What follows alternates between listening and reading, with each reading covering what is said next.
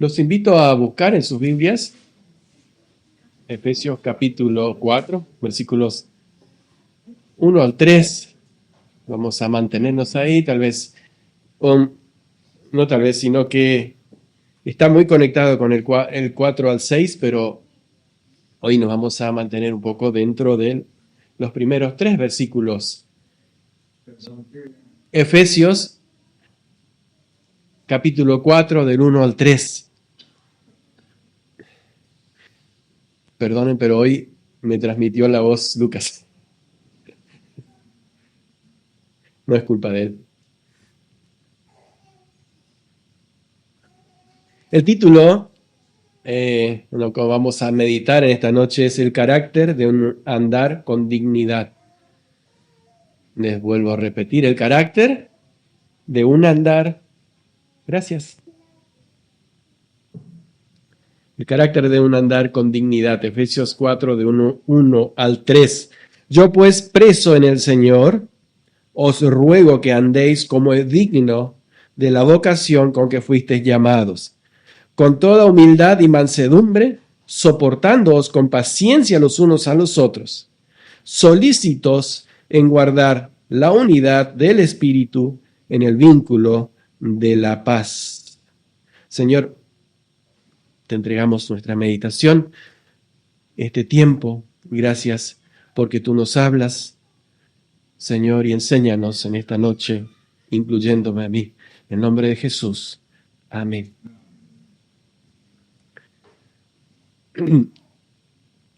El hecho de andar no necesariamente puede incluir, pero no necesariamente es moverse. No significa trasladarse, sino una condición de lo que como uno vive o se desenvuelve. Andar con dignidad sería una coherencia entre lo que uno hace y lo que uno representa. Recién cantamos el coro con los niños. Me hizo acordar que el Espíritu les guió a los niños a elegir ese coro, porque decía, si en verdad eres salvo, di amén. El pastor mencionaba que decir amén o batir palmas, cualquiera lo puede hacer, aunque no es salvo.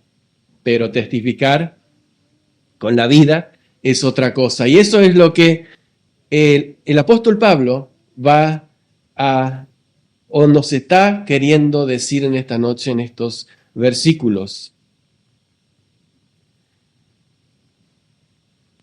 Haber una coherencia entre lo que yo creo, en lo que yo digo y cómo lo vivo. Andar con dignidad. Ustedes estarán atentos o habrán escuchado las noticias. 2022, una enfermera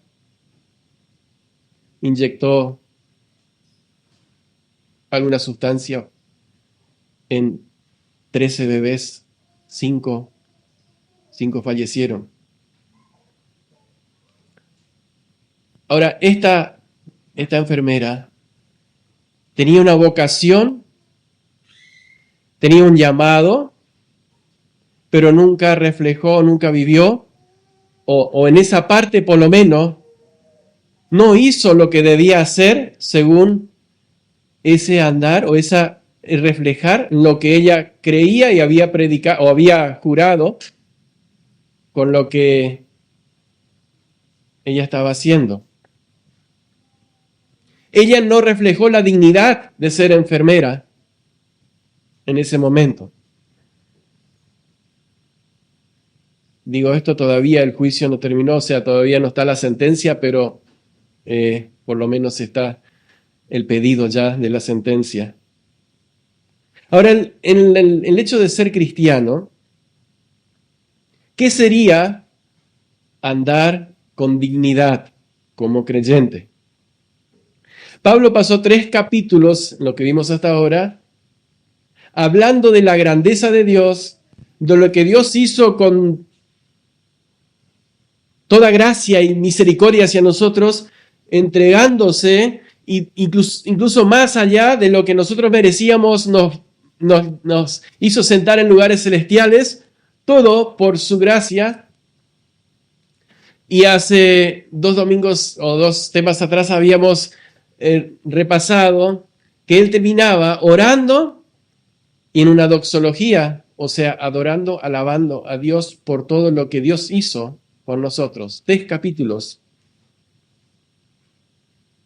Ahora, si ustedes prestaron atención, él cambia o hace un giro y hace un llamado para que vivamos como es digno de nuestro llamado.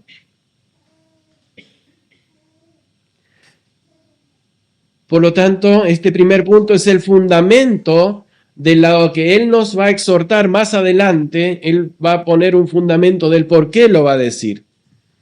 Y en primer lugar, Él dice o menciona su estado. Pablo dice, yo pues preso en el Señor.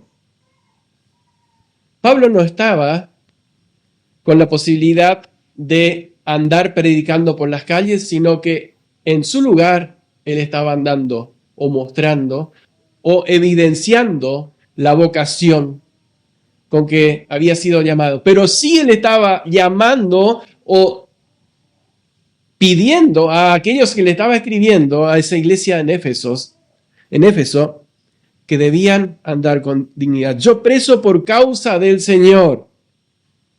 Lo que el mundo considera o consideraba como una afrenta, para Pablo era una gloria por la cruz de Cristo. Él lo consideraba como un honor más alto. Y decía él que se gloriaba en las prisiones del Señor o por causa del Señor. En segundo lugar, me llama la atención y lo repasé y lo busqué, la actitud con que él les está escribiendo o la manera en que él está escribiendo. Él no está escribiendo un mandato, un mandamiento, sino que él dice, os ruego. Me llama la atención que Pablo, el apóstol, le esté escribiendo a la iglesia, a los creyentes, diciendo, os ruego. ¿Por qué Pablo ruega y no da órdenes? Podríamos sacar muchas conjeturas.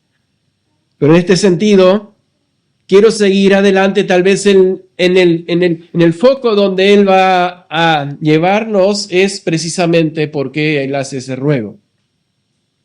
Y ahí va el llamado a la dignidad.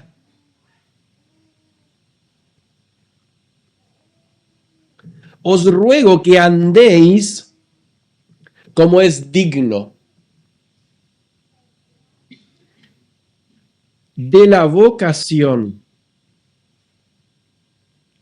La dignidad de la vocación. Y la palabra vocación, incluso la que está traducido del original, si buscamos en el diccionario, es la inclinación que una persona siente para dedicarse a un modo de vida. Sea profesional o espiritual. Viene del latín, lo que nosotros usamos vocación es vocatio, acción de llamar, un llamado. Se dice que los pastores tenemos un llamado, que los que sirven en la música tienen un llamado. Y ustedes o todos nosotros vamos a incluirnos todos. ¿No tenemos un llamado? En realidad todos los creyentes tenemos un llamado, lo que lo dice Pablo acá. Tal vez sea un llamado específico y no está hablando de dones espirituales, sino un llamado específico. En este caso, es un llamado a cada uno que ha sido lavado y ha sido regenerado, lavado con la sangre de Jesucristo. Sigue diciendo el diccionario, la vocación implica aspectos como nuestros gustos, intereses y lo que nos reconforta. Además, es un estado interior que guía a la persona hacia una vida de realización. cada uno vive según su vocación. Cuando estamos en nuestra vocación, cuando hacemos lo que nos gusta o con lo que nos fuimos llamados, lo disfrutamos, ¿o no es así? Cada uno, sí, el profesor dice sí. O cuando agarren lo que sea, la herramienta que sea, cuando son llamados, cuando tienen el llamado a eso, lo disfrutan. No es un trabajo, no es algo que podés cansarte y es ese día terminar exhausto y decir, la verdad que no sé si mañana voy a tener fuerza. El otro día te levantás con la misma ganas de volver a empezar y seguir con lo mismo, porque ese es tu llamado. Y ahí es donde hacemos la diferencia. El llamado que tenemos los creyentes es especial. Es distinto porque Dios puso en nosotros el llamado y Él nos salvó para que andemos en dignidad de vida o en como es digno de testimonio y agradar al Señor. Cuando el creyente que ha sido salvado y vive según el llamado, porque a veces podemos no vivir según el llamado, pero cuando vivimos según el llamado, nadie va a necesitar exigir hacer nada por el Señor. Porque lo vas a hacer porque te agrada, porque estás agradecido al Señor. Y eso es lo que Pablo está diciendo.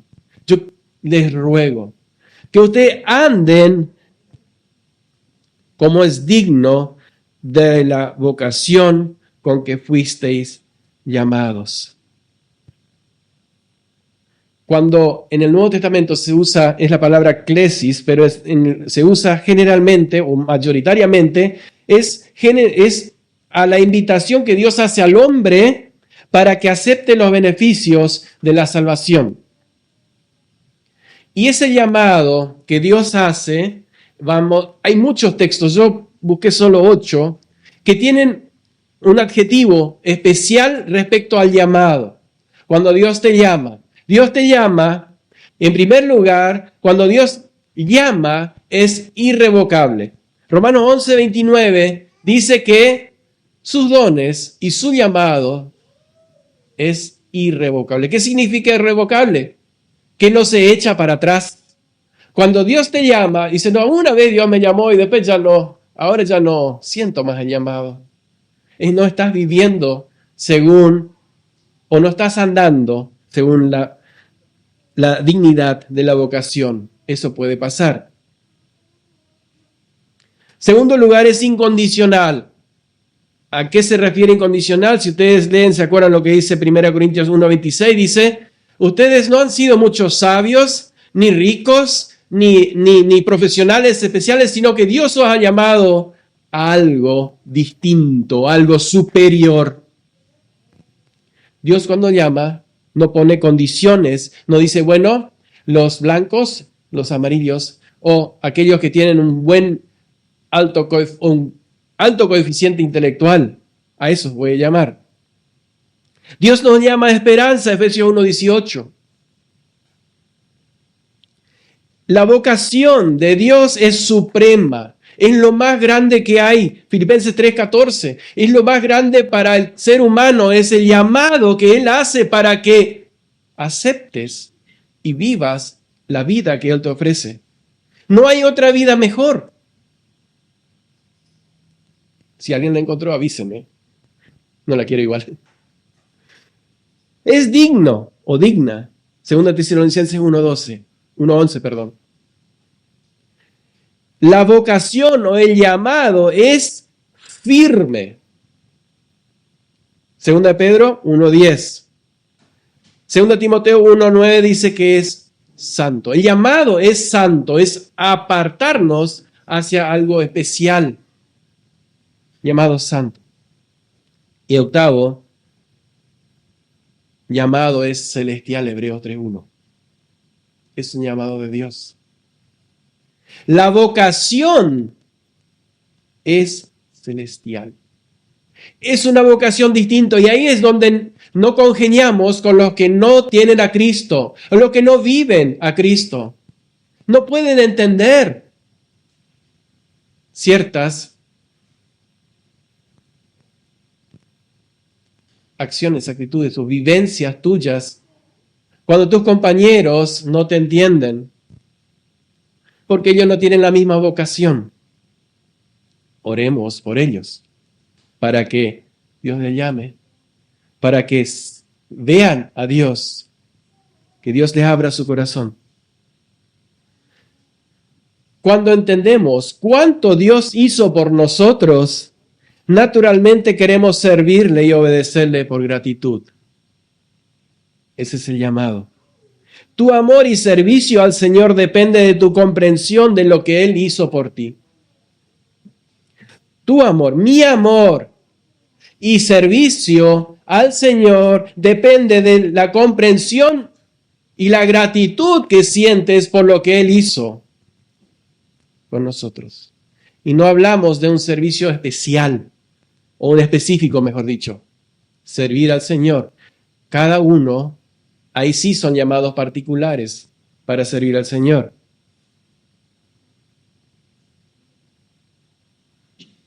¿Cuál es tu vocación? ¿Cuál es tu llamado? ¿Estás comprometido con ese llamado del Señor de vivir como es digno de la vocación con que fuiste llamado? El segundo punto que quiero ver está en el versículo 2 y 3. Las características de andar con dignidad.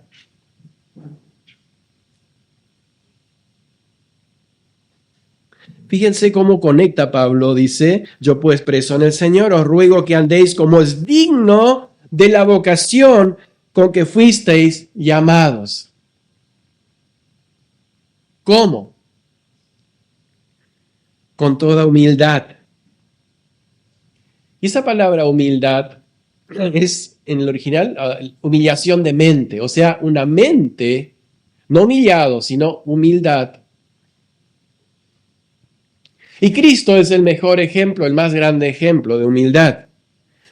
Hace un momento se leyó el ejemplo más grande del Señor, cómo Él, siendo Dios, se despojó a sí mismo, Él, y tomó forma de siervo. Y se humilló hasta la muerte. Antes del cristianismo, la palabra humildad era mala, o sea, una persona humilde o que no era bien visto, era como alguien que, un pobrecito, tonto, se deja atropellar. Bueno, en la mente de muchas personas hoy todavía existe ese pensamiento. Pero en realidad es una virtud cristiana que el Señor nos dejó el ejemplo, la humildad. Entonces, la vocación a que fuimos llamados debe ser vivir con humildad. Significa que podemos estar bien aun cuando no podemos tener el control de las cosas que suceden o que no salen a según a nuestra manera. Los aceptamos humildemente.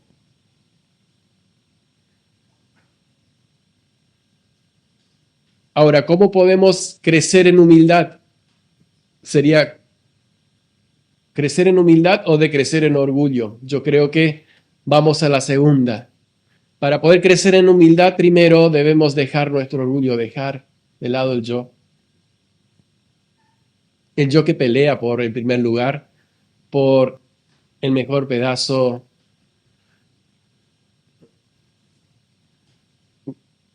que sea mencionado, que no me olviden de mí, que no se olviden de mí. ¿Cómo podemos crecer en humildad? Romanos 12:16 dice que debemos asociarnos con los humildes. Una buena manera es empezar a buscar a alguien que sea humilde, que se parezca al maestro y asociarme con él. O buscar acercarme con tales creyentes. La segunda característica es mansedumbre. Dice que fuimos a la vocación que fuiste llamado con toda humildad y mansedumbre. La mansedumbre acepta las disposiciones de Dios con respecto a nosotros sin disputar ni resistir. Y pacientemente los males que nos hacen los hombres como permitidos por Dios para purificación y o tal vez castigo de su pueblo que Él ama, la disciplina del Señor. Esa es la mansedumbre. Si vamos a un ejemplo, creo que ¿quién fue manso y humilde? Al Señor Jesús. ¿Qué hacía cuando le injuriaban? Se callaba, oraba. Y hay algo que me llama la atención, varios personajes. Moisés, por ejemplo, dice que él era manso en gran manera, más que todos los hombres. Tanto así que sus hermanos empezaron a hablar mal de él, y él, ¿qué hizo? Los metió en la cárcel. No hizo nada. Dios dijo, vengan acá ustedes dos, yo les voy a mostrar. Y bueno, María quedó leprosa. Pero hay alguien más, y que ese quiero buscar. Segunda Samuel, Antiguo Testamento, Segunda Samuel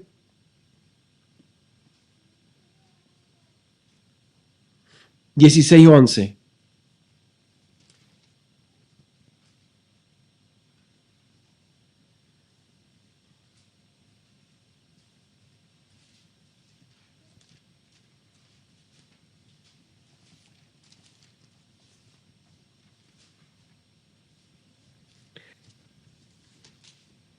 No está la palabra mansedumbre acá, pero la disposición. Había alguien que estaba injuriando. Si ustedes ven versículos antes, si se acuerdan, un benjamita, Simei, hijo de Gera, salía maldiciendo, tirando piedras al rey, mientras que el rey estaba saliendo de la capital, dejando atrás vacío el palacio, porque su hijo Absalón, perdón, me estoy confundiendo acá. Absalón estaba o había ya usurpado el reino. Entonces uno de los oficiales de él le dice a David, voy y en un solo toque lo dejo callado para siempre. ¿Qué dice David? Y dijo David a Abisai y a todos sus siervos, he aquí, mi hijo que ha salido de mis entrañas acecha mi vida. ¿Cuánto más ahora un hijo de Benjamín? Dejadle que maldiga, pues Jehová se lo ha dicho. Qué difícil llegar a esa posición. Dice, mi hijo me está acechando para matarme. Pero Dios está al control. Dios se lo ha mandado, dice. Mansedumbre. ¿Cuánta falta de parte nuestra, me incluyo en primero en la lista, hoy de esta característica del andar con dignidad? La mansedumbre. ¿Cuánto nos cuesta aceptar que Dios tiene el control de lo que me pasa? O de lo que me estará haciendo. O de lo que están hablando de mí.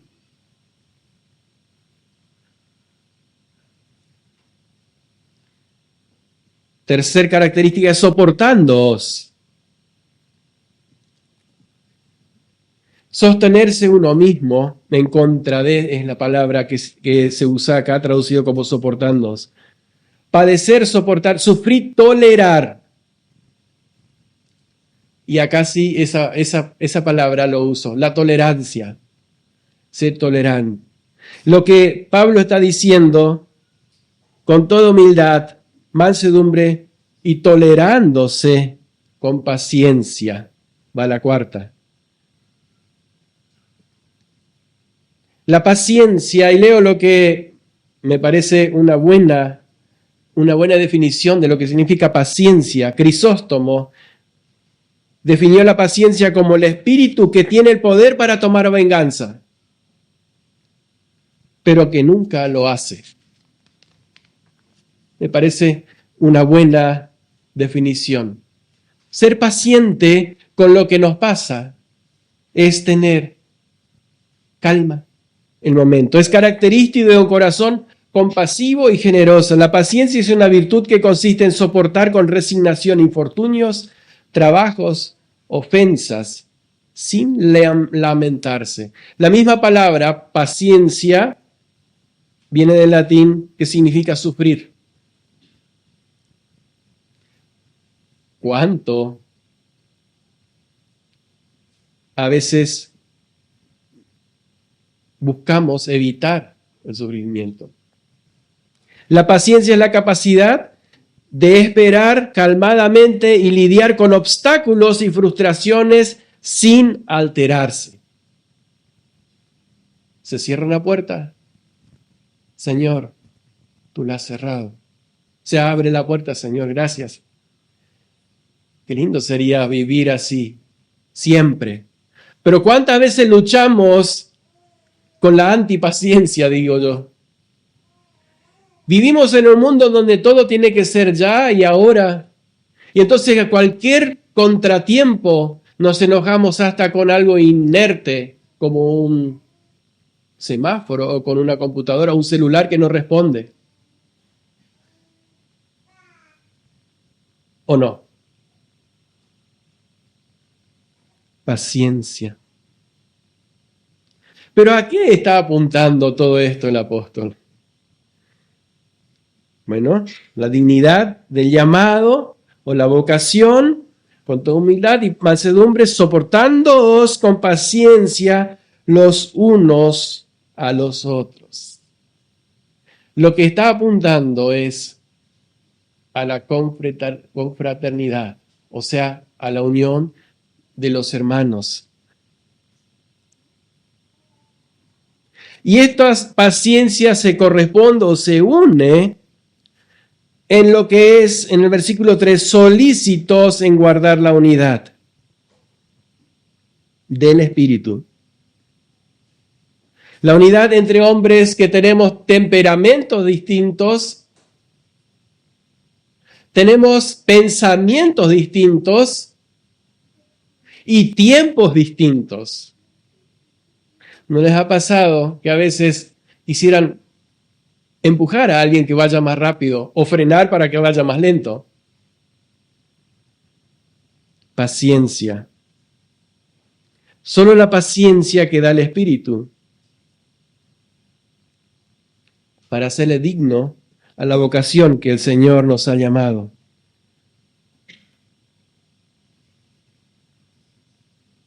En el vínculo de la paz. Ahora, ¿a qué se está refiriendo con guardar la unidad del Espíritu en el vínculo de la paz? Si siguen leyendo, dice un cuerpo, un espíritu, como fuisteis también llamados, otra vez la palabra llamar, a una misma esperanza en vuestra vocación. Llamado y vocación. Un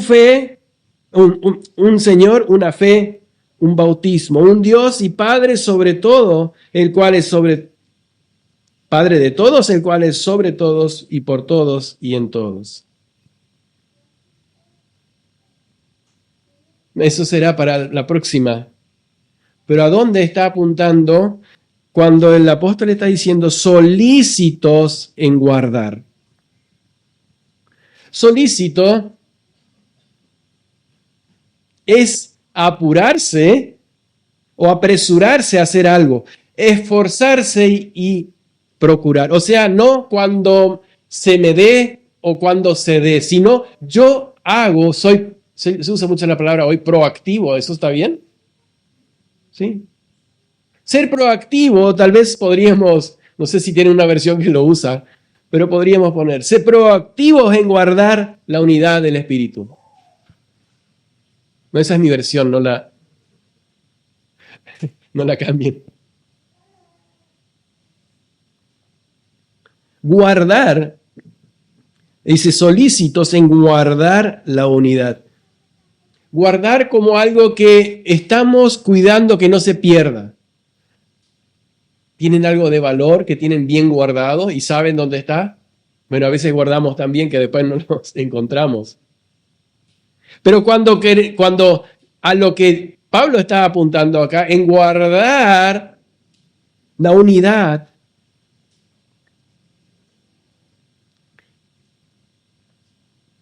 en o del Espíritu en el vínculo de la paz. El vínculo, y dejo de lado el Espíritu, el vínculo es el lazo que une, un ligamento, algo que unifica.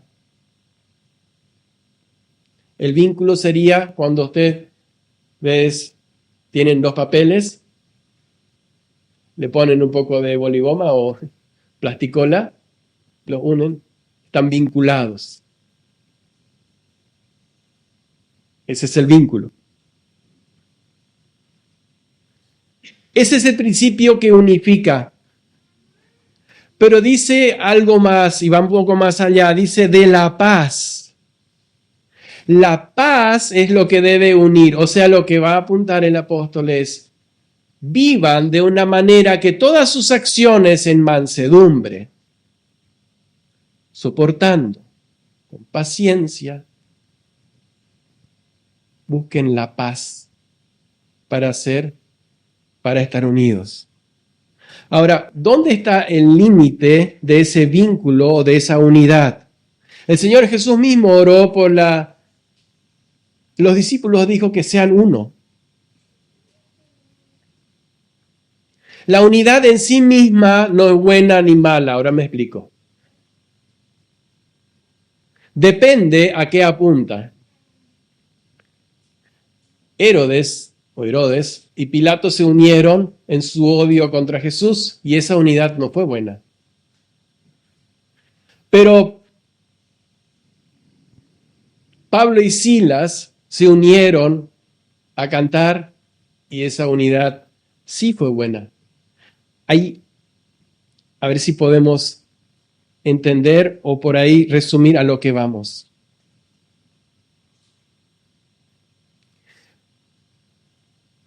Nunca es suficiente, esto lo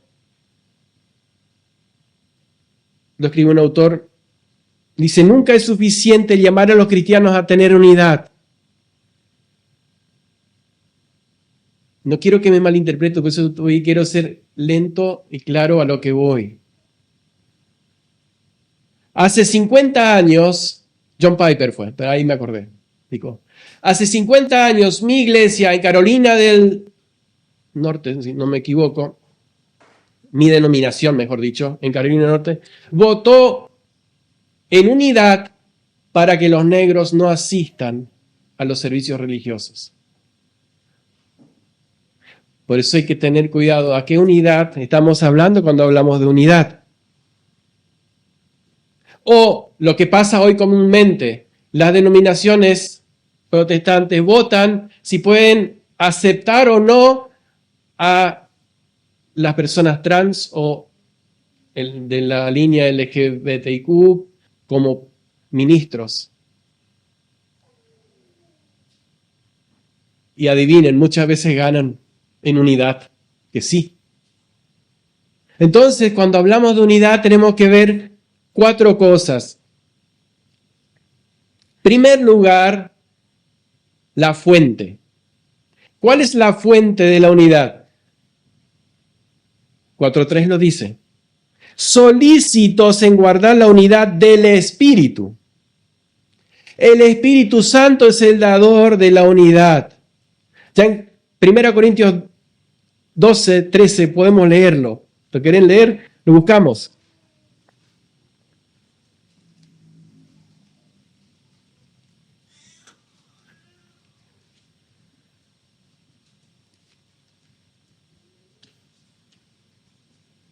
Porque por un solo espíritu fuimos todos bautizados en un cuerpo, sean judíos o griegos, sean esclavos o libres, y a todos se nos dio a beber de un mismo espíritu.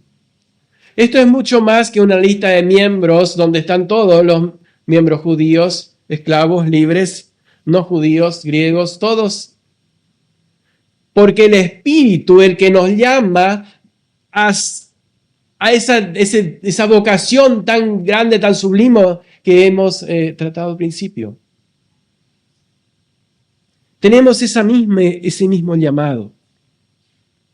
En primer lugar, entonces, la fuente del llamado es el Espíritu, la fuente de la unidad es el Espíritu. La segunda es por la verdad. Vean, Efesios, y acá también, con sumo cuidado, no quiero expresar cosas que sean malinterpretadas. La verdad, porque algunos por ahí sobrecargan esa palabra y lo que es para mí verdad, tal vez para el otro no es verdad, y no estamos hablando acá de cuestiones personales. Efesios 4:13 dice que, el 12 dice, a fin de perfeccionar a los santos para la obra del ministerio, para la edificación del cuerpo de Cristo, hasta que todos lleguemos a la unidad de la fe y del conocimiento del Hijo de Dios, a un varón perfecto a la medida de la estatura y la plenitud de Cristo. ¿A dónde vamos? Al conocimiento pleno del Hijo de Dios. Podemos tener diferentes prácticas, podemos tener diferentes pensamientos, pero si tú amas con todo el corazón al Señor y le entregas toda tu vida para servirle, somos hermanos y podemos tener el vínculo de la paz, no entrar en peleas.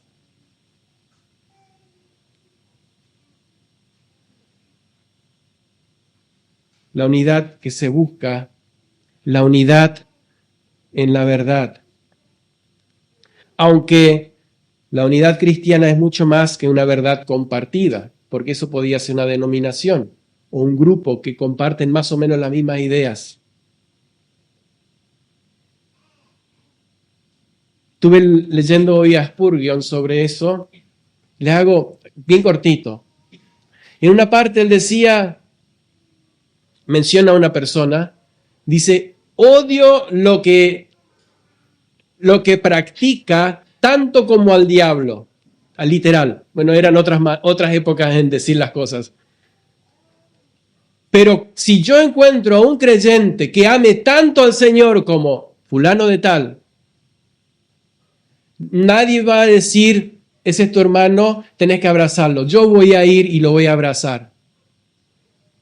Esa es la cuestión.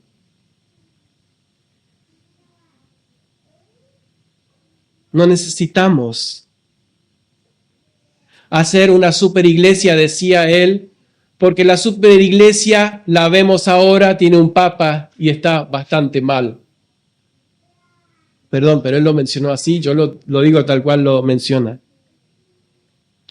La unidad va por encima de cualquier creencia secundaria, sino la primaria, la que busca amar al Señor con todo el corazón. En tercer lugar, sus afectos. Dice en amor, ¿o no? Con paciencia los unos a los otros, en amor, solícitos en guardar. Acá se trata, dice, de hacer, Gálatas 6:10 dice, hagan bien a todos. No es solamente eso, hacer bien a todos, mayormente los de la fe, sino va mucho más allá. Un amor que se sacrifica por el hermano. Romanos 12:10.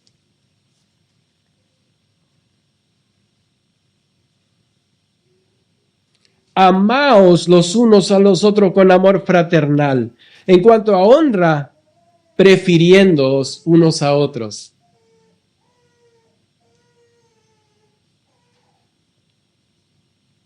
¿Cuál es el objetivo? Y acá estamos en una introducción porque después él va a ser mucho más firme en los siguientes versículos. El objetivo ya lo dijo el Señor en San Juan 13, 34, 35. No lo busquen, pero ustedes saben. Dice, para que sean uno. ¿Para qué? Para que el mundo crea. O sea, testimonio y una proclamación de la gloria de Dios. Ahora, en la práctica, está bastante complicado cuando vamos a buscar eso. Leía la otra vez, decía un autor, cada vez que dos denominaciones se quieren unir, terminan en tres. La práctica demuestra eso. O sea, qué mal que estamos. Porque están la mitad o una parte de este lado que no estuvo de acuerdo en unirse, la otra parte de acá forma por acá, este forma acá, y en el medio quedan los que sí se unieron. Entonces quedaron tres. Ahora, ¿es imposible? No, claro que no es imposible, pero la unidad del Señor va mucho más allá, es la unidad del Espíritu. Estamos por encima de todo. Cuando yo me encuentro con un creyente que no cree exactamente igual sobre el bautismo o sobre cualquier otro tema secundario, excepto la salvación, puedo abrazarme, puedo orar junto o no, puedo compartir.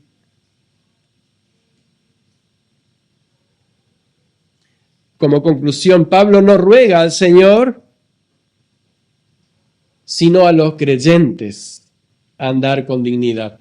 Pablo no está orando que Señor, que mis discípulos o los creyentes en Éfeso anden en dignidad, sino que les dice, yo les ruego a ustedes, anden en dignidad. El creyente necesariamente, si ha nacido de nuevo, debe andar en dignidad.